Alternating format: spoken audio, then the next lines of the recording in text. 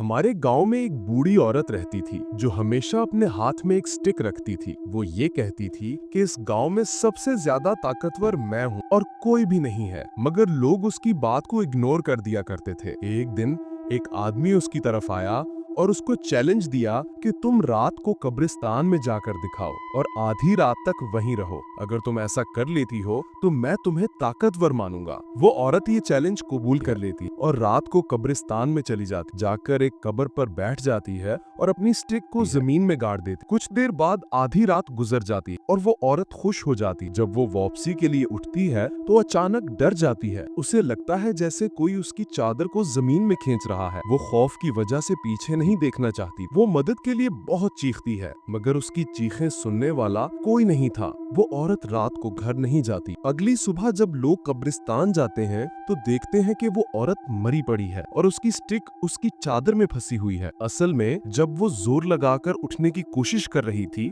तो उसकी स्टिक जमीन में धंस गई थी और चादर उसमें फंस गई थी। इसी खौफ में उसे हार्ट अटैक हुआ और वो मर गई।